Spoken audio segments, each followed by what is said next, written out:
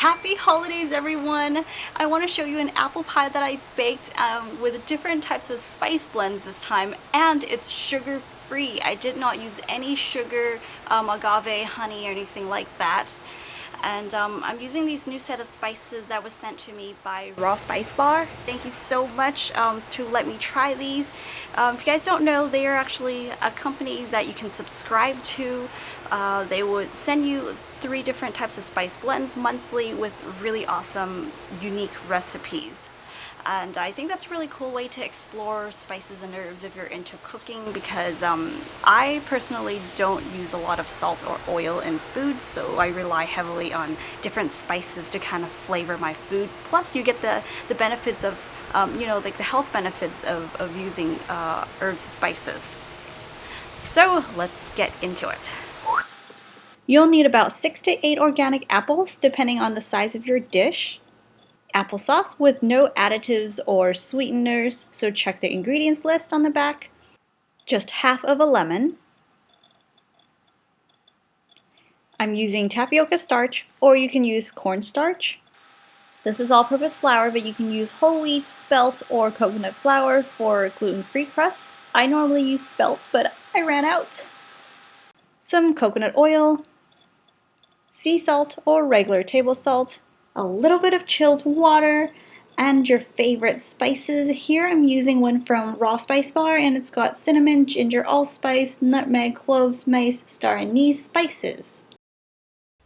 Let's preheat the oven to 400 Fahrenheit, and now in a bowl, put the flour and sea salt. Give it a quick mix. Here's the coconut oil. You want it to look somewhat like this, soft and fluffy. If yours is liquid, just put it in the freezer for a few minutes and it'll solidify. Coconut oil melts at just 77 Fahrenheit. That's why if you have a warm kitchen, it's going to turn to liquid. Using a pastry cutter or a fork, you want to mash everything up.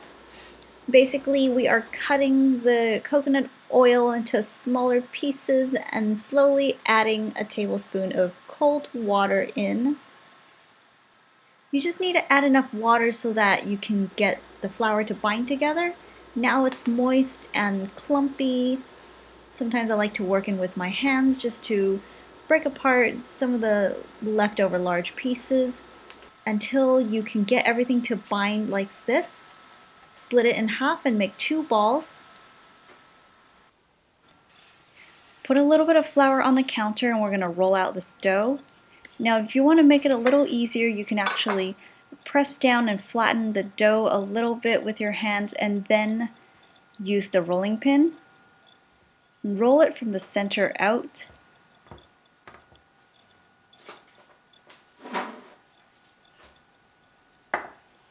Sometimes it makes it a little easier if you rotate the dough and then roll it out again. And if you're finding that the dough is sticking to the rolling pin, just dust a little bit of flour on the dough. And then we are going to carefully roll this up, transferring it into the pie dish. If you're finding the dough is kind of stuck, just use something flat to push it. This would help release it from the counter. Carefully unroll it on the dish, and if you want to prevent it from sticking, you can actually rub some coconut oil on the dish prior to placing the crust down. Press the dough along the walls, and if you're finding any parts missing, just pinch off a piece from the excess and patch it back on. Set aside, and now we're going to make the filling. Now in a separate pot, put the spices in, some tapioca starch, give it a quick mix. This tool helps to make it faster, but you can always just use a knife. And then cutting them in thin slices. They don't have to be perfect. If you or someone you know have an apple tree, that would be awesome. Or you can always visit your local farmer's market and pick up some of your favorite fresh apples. I am here using some Fuji, Pink Lady, Pinata, just some of my, the sweeter apples, since I am completely counting on these for the sweetness in the pie.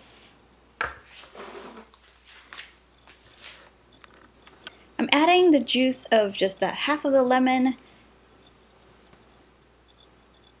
Oh yeah, leave the seeds out. Now I'm adding a few scoops of applesauce. Now this is optional, but I like it in there because it adds to that sweetness and that gooey goodness you find in apple pie.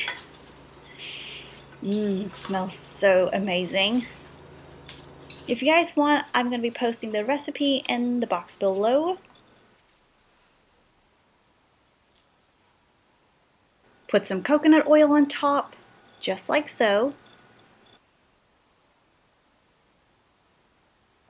Don't they look like patches of snow? Now I'm rolling out that second ball.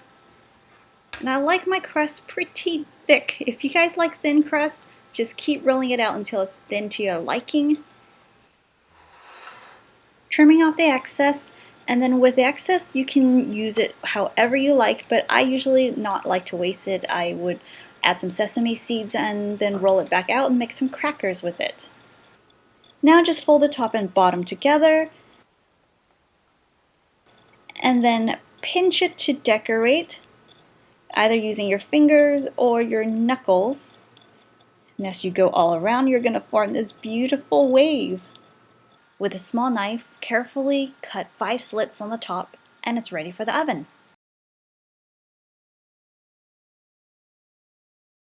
Look at that bubbling. Once the crust is golden brown, it's finished. Remove it from the oven and wait till it cools. Wow, smells so good. Let's try it.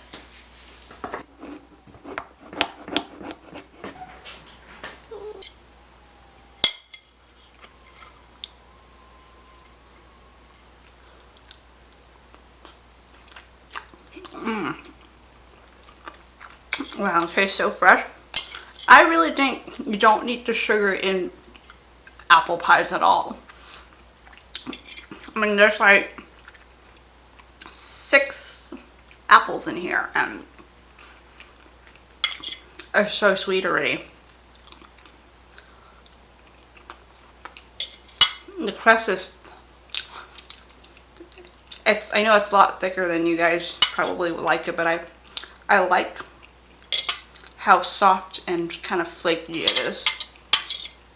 So I can totally have this for breakfast or any time of the day.